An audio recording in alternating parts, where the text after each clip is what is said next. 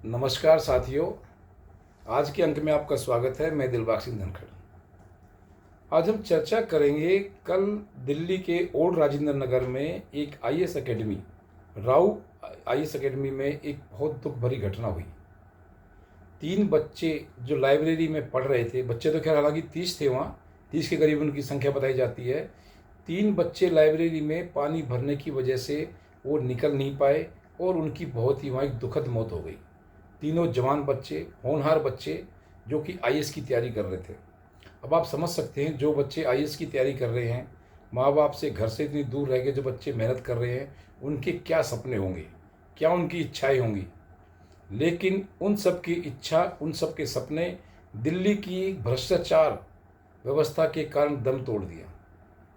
इसकी जितनी निंदा की जाए उतनी कम है। लेकिन हमारे राजनेता और हमारी नौकरशाही सिर्फ पैसा कमाने में इतनी मस्त है कि उनको इन चीज़ों की बिल्कुल भी परवाह नहीं होती कि इन बच्चों के साथ वहाँ कितना शोषण हो रहा है, कितने कानून की वहाँ धज्जियाँ उड़ाई जा रही हैं और कितना वहाँ एक तरह से बच्चों पर इतना प्रेशर होता है कि आप इसकी तुलना नहीं कर सकते। अब जो राव एकेडमी है, एक अच्छी फेमस एकेडमी है, जिसके जो मालिक है अभिषेक गुप्ता है। बताओ, जो एक आईएएस एकेडमी बच्चों को शिक्षा दे रही है, देश का भविष्य बनाने के लिए उनको आईएएस की तैयारी दे रही है, और वही आईएएस एकेडमी इतना गलत काम कर रही है, कानूनों की धज्जियाँ उड़ा रही हैं, तो आप सोच सकते हैं किस तरह की वो एक उन्होंने व्यवस्था वहाँ अपनाई होगी और क्या बच्चों को वो मौलिक शिक्षा वहाँ दे रहे होंगे। इन सब को ध्यान रखते हुए इस पर काफ़ी चर्चा की जा रही है। लेकिन मैं फिर कहता हूँ, फिर मानता हूँ कि यहाँ सिर्फ चर्चा होगी, उस पर कोई भी रिजल्ट नहीं निकलेगा। ये दिल्ली में पहली घटना नहीं है, यहाँ इससे बड़ी बड़ी घटनाएं हो चुकी हैं। जितने भी कोचिंग सेंटर है, इन पर सरकार का कोई भी लगाम नहीं है, सरकार का इन पर कोई भी कंट्रोल नहीं है। सरकार का कंट्रोल सिर्फ छोटे स्कूलों को पकड़ते हैं, उन पर अपने तरह तरह के नए नए कानून लगाकर उनको परेशान करते हैं। इससे ज़्यादा सरकार कुछ नहीं करती, जबकि इन छोटे स्कूलों से ज़्यादा पैसा ये कोचिंग सेंटर वाले कमाते हैं। आपने ये भी देखा होगा मीडिया में कि किसी बच्चे ने जून में शिकायत की थी, उस पर कोई एक्शन नहीं हुआ और ना ही कभी एक्शन होगा भी। क्यों? क्योंकि जितने बड़े आईएएस एकेडमी है, इनकी बहुत मोटी कमाई है। साल का इनका कई कई सौ करोड़ का टर्नओवर है। कई सौ करोड़ का जिस कंपनी का या जिस कोचिंग सेंटर का टर्नओवर होगा, उसकी कितनी ऊंची पहुंच होगी, इसका भी आप अंदाज़ा लगा सकते हैं। अब बात कर रहे हैं कि वहाँ के जो एमसीडी के कर्मचारियों ने कोई एक्शन नहीं लिया। भाई, एमसीडी का जेईई, मैं कह रहा हूँ, एक्शन तक की कोई हिम्मत नहीं है कि उन सेंटरों में जाकर वो खड़े भी हो सकें। अब ये जेईई को एक मोहरा बना करके उनको फंसाने की कोशिश करेंगे, उन पर जिम्मेदारी डालने की कोशिश करेंगे। लेकिन जो मोटी मछली है, जो मोटे मगरमच्छ है, जैसे मैं कहता हूँ एमसीडी के कमिश्नर, उनको नहीं पता कहाँ क्या चल रहा है। एमसीडी की मेयर, उनको नहीं पता कहाँ क्या चल रहा है। वहाँ के निगम पार्षद, उनको नहीं पता वहाँ क्या चल रहा है। वहाँ के एमपी, उनको नहीं पता वहाँ क्या चल रहा है। और वहाँ के एमएलए, ये सब मिले हुए हैं। ये कोचिंग सेंटर इतना मोटा पैसा कमाते हैं कि वो इन सब के मुंह में इतना पैसा ठूंस देते हैं, जो भी नौकरशाही है, अफसरशाही है, कि उनकी जबान खुल नहीं सकती।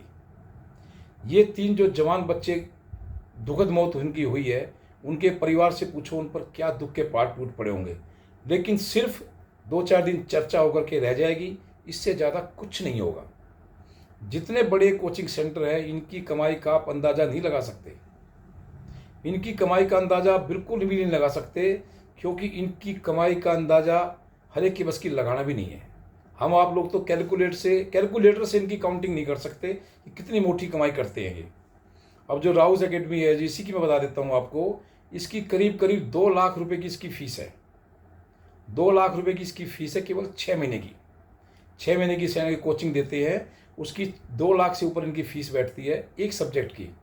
उसके अलावा अगर आप और कोई सब्जेक्ट में एडमिशन लेते हैं, जैसे बच्चे कोई मेंस की तैयारी करते हैं, कोई ऑप्शन की तैयारी करते हैं, या और भी कई तरह के छोटे मोटे वो कोर्स लेते हैं, तो उनकी फ़ीस जो है अलग से दी जाती है। यानी कि एक बच्चे से ये 3 से 4 लाख रुपए बड़े आराम से एक साल में ऐंठ लेते हैं। और वहाँ पढ़ाई की व्यवस्था क्या होती है, आप जाकर के वहाँ देख सकते हैं। दिल्ली के जो हमारे मुख्यमंत्री हैं अरविंद केजरीवाल, वो तो आईआरएस रहे हैं, उनको तो इन कोचिंग सेंटरों के बारे में बहुत अच्छी तरह पता होगा कि इनकी व्यवस्था किस तरह से होती है। मैं आपको थोड़ी इनकी व्यवस्था पर प्रकाश डालना चाहूँगा। मैंने थोड़ा नज़दीक से इनको देखा है। एक एक क्लासरूम में आप अंदाज़ा लगाइए कितने बच्चे हो सकते हैं। जो स्कूल है उनकी लिमिट की हुई है 40 बच्चे से ज़्यादा आप एक क्लास में नहीं पढ़ा सकते। तो आप अंदाज़ा लगाइए कि इनकी एक क्लासरूम में कितने बच्चे होते होंगे। इनकी क्लासरूम के बच्चों की कोई लिमिट ही नहीं है। जितना बड़ा इनका एक हॉल हो सकता है, जितने बच्चे उसमें बैठा सकते हैं, 100, 200, 400, 500, 700, 800, 800 बच्चों तक एक एक हॉल के अंदर बिठाते हैं। और जो इनका एक टीचर होता है, प्रोफेसर होता है, वो एक हॉल में कहीं पढ़ाता है और उसकी 3-3, 4-4 जगह ये ऑनलाइन इनकी केवल स्क्रीन चलती है। वहाँ टीचर से बच्चा कोई क्वेश्चन नहीं कर सकता, क्योंकि इतना टीचर के पास टाइम ही नहीं है। अगर किसी क्लास में 500-600 बच्चे हैं, अगर उसमें से 200-400 100 बच्चों ने भी अगर सवाल कर दिया, 10 बच्चों ने भी अगर कोई सवाल कर लिया, तो वो टाइम निकल जाएगा। तो इसलिए वहाँ आप केवल पैसा दे सकते हैं, टीचर की शक्ल देख सकते हैं और कोचिंग सेंटर में थोड़ा घूम के आ सकते हैं। पढ़ाई के नाम पर वहाँ सिर्फ पैसे की बर्बादी है। अब आप अंदाज़ा लगा सकते हैं कि जिस क्लास में 500-600 बच्चे होंगे, वो बच्चे वहाँ क्या पढ़ेंगे। उन क्लासरूमों में इतना आवाज़ ही इतनी ज़्यादा होती है कि आप उनके जो लेक्चर हैं, जो टीचर बोल रहे हैं, वो भी आप प्रॉपर सुन नहीं सकते। वो बच्चे भी आपस में थोड़ी बहुत बातें करते हैं। अब किसी क्लास में इतनी बड़ी तादाद में बच्चे बैठे हैं, तो थोड़ी बहुत बातें जो होती है। अब आप अंदाज़ा लगा सकते हैं कि क्या सरकार को नहीं पता, क्या हमारी जो दिल्ली की व्यवस्था है, जो हमारे शासन प्रशासन है, उनको नहीं पता कि इतनी बड़ी तादाद में इतने बड़े बड़े जो हॉल बना करके बच्चों को बिठाते क्या, सिर्फ घेरते हैं। उन बच्चों को सिर्फ घेरते हैं, बड़े बड़े सपने दिखा करके उन बच्चों से पैसे ऐंठते हैं। बच्चों को भी इतना नहीं पता होता है। जब वो 1-2 साल वहाँ पैसे देकर भुगत लेते हैं, देख लेते हैं, तब उनको अंदाज़ा होता है कि यहाँ सिर्फ पैसे की बर्बादी के अलावा कुछ भी नहीं है। माँ बाप बच्चों की आगे पढ़ाई के लिए, जीवन की तरक्की के लिए अपना सब कुछ बेच करके भी बच्चों को पैसा दे करके वहाँ भेजते हैं। लेकिन वहाँ की जो शिक्षा प्रणाली है, वो इतनी भ्रष्ट और करप्ट है कि आप इसी से अंदाज़ा लगा सकते हैं। एक IAS एकेडमी जो बेसमेंट में लाइब्रेरी चला रही है, उन्होंने लिख के दिया हुआ है कि इस बेसमेंट का केवल हम पार्किंग और सामान रखने के लिए ही इस्तेमाल करेंगे। अब जो IAS एकेडमी इतनी बड़ी एक उन्होंने लिख के दिया है, फिर भी इतना घृणित कार्य वो कर रहे हैं। ये तो आप थोड़ा सा भगवान का शुक्र मनाइए कि बच्चे 30 ही बच्चे थे, वरना उस जो लाइब्रेरी के अंदर 100, 200, 400 बच्चे भी हो सकते हैं। अगर वह सभी बच्चे उस समय उस हॉल के अंदर होते, बेसमेंट में होते, तो आप अंदाज़ा लगाइए कितने बच्चों की उसमें दुख भरी मौत हो जाती। लेकिन हमारी कानून, हमारे शासन सब चुप हैं। सबके पास पैसा पहुंच जाएगा। इतनी अच्छी इनकी सेटिंग होती है कि आप इससे अंदाज़ा नहीं लगा सकते। क्या ये जो IAS एकेडमी के जो मालिक हैं, ऑनर हैं, किसको चंदा नहीं देते होंगे? ये सब भी जितने भी राजनेता हैं सबको चंदा देते होंगे। ये जितने भी कर्मचारी हैं सबके मुंह में इतना पैसा ठूस देते हैं कि उनकी आवाज़ नहीं निकल सकती। यहाँ तक कि बड़े बड़े जो कमिश्नर हैं MCD के, जो दिल्ली पुलिस के कमिश्नर हैं, दिल्ली पुलिस के SHO, DSP, DCP, उनकी तो कोई गिनती ही नहीं है वहाँ। उनकी वहाँ हिम्मत ही नहीं है कि वो जाके उनके दरवाजे के सामने, बिल्डिंग के सामने खड़े भी हो सकें। छोटे कर्मचारियों की वहाँ हिम्मत नहीं है कि किसी भी IAS एकेडमी जाके वो चेकिंग भी कर सकें। ठंडा पानी पी के वो आ सकते हैं वहाँ, उससे ज़्यादा उनकी कोई वहाँ ताकत हिम्मत नहीं है कि वहाँ कुछ वो इन्वेस्टिगेशन कर सकें। मैं कहता हूँ कि कितने वहाँ कोचिंग सेंटर चल रहे हैं, किस किस की आज तक किसी भी कर्मचारी ने रिपोर्ट बना करके आगे दी, या किसी अफसर ने कितना अपना एक अचानक वहाँ निरीक्षण किया। आप हर साल देखते होंगे कि कहीं कोई बच्चा बिल्डिंग से आग लगने से कुछ बच्चे मर जाते हैं, कहीं किसी बिल्डिंग में कोई और दुर्घटना हो जाती है। लेकिन ये पानी की घटना पहले हुई है। पहली बार दिल्ली में ऐसी घटना हुई है जो बेसमेंट में बच्चे लाइब्रेरी में जो पढ़ रहे हैं। अच्छा, लाइब्रेरी वहाँ फ्री में नहीं होती है। एक एक बच्चे को लाइब्रेरी के वहाँ 3-3, 4-4 हज़ार रुपये देने पड़ते हैं बैठ के केवल वहाँ पढ़ने के लिए। अपनी बुक्स वगैरह खुद लेके जाते हैं, वहाँ कुछ नहीं मिलता। आप जाएंगे बस केवल पढ़ के अपना वहाँ आ जाएंगे। बताइए, जो बच्चे शांति से वहाँ पढ़ने के लिए जाते हैं, पैसा देते हैं, समय खराब करते हैं, और उनके साथ इतनी बड़ी दुर्घटना हो जाए, उनके माँ बाप पर क्या बीतेगी, उनके यार दोस्तों पर क्या बीतेगी। लेकिन सरकार को मैं फिर कहता हूँ, इन पर कुछ नहीं फर्क पड़ेगा। हमारे सरकार की जो खासकर जो हमारे जो अफसरशाही है उनकी चमड़ी इतनी मोटी है, उन पर कुछ भी फर्क नहीं पड़ेगा।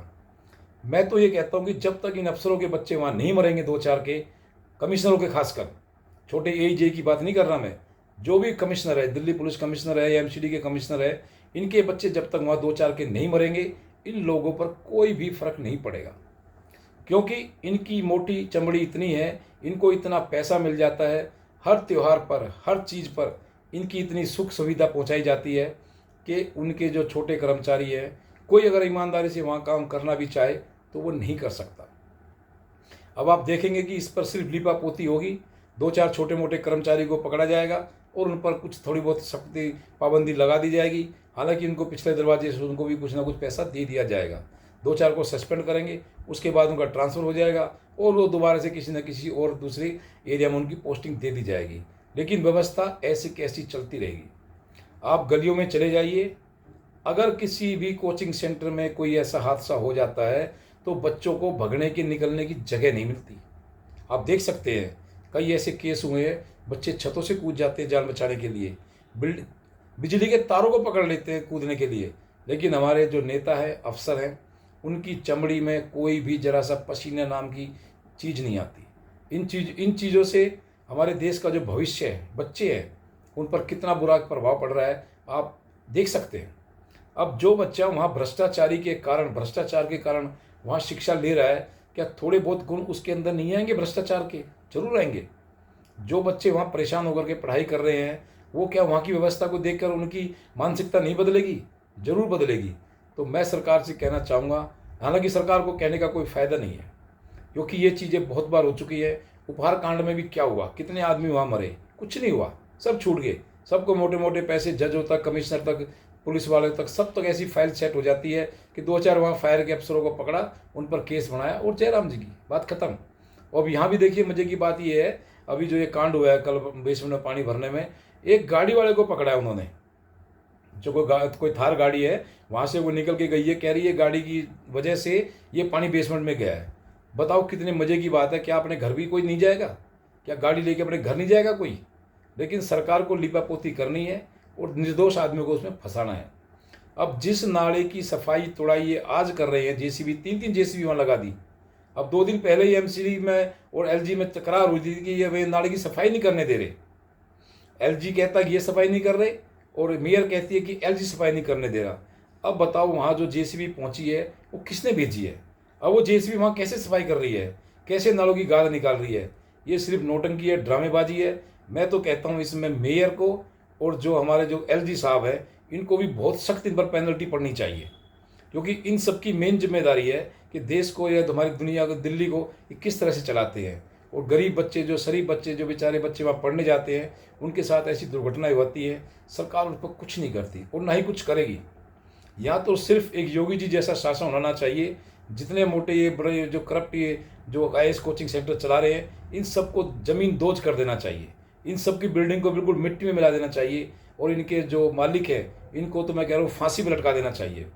अब जिस घर का जवान बच्चा, इकलौता बच्चा चला जाए, उनके बूढ़े माँ बाप पर क्या बीतेगी? इन पैसे वालों को कुछ नहीं फर्क पड़ेगा। इस तरह से मेरी सोच यही है कि इन लोगों पर सख्त से सख्त कार्रवाई की जाए। मैं तो कह रहा हूँ इनको 2-4 को फांसी भी दे दें तो भी कोई बड़ी बात नहीं है। आने वाले समय में हमारे देश का भविष्य बचेगा, हमारे देश के जो बच्चे हैं उनकी ज़िंदगी सुरक्षित होगी, वरना ये ऐसे ही बच्चों को मारते रहेंगे और अपने पैसा कमाते रहेंगे। तो आज के अंक में इतना ही। आप इस वीडियो को लाइक, शेयर, सब्सक्राइब करें। आपका बहुत बहुत धन्यवाद।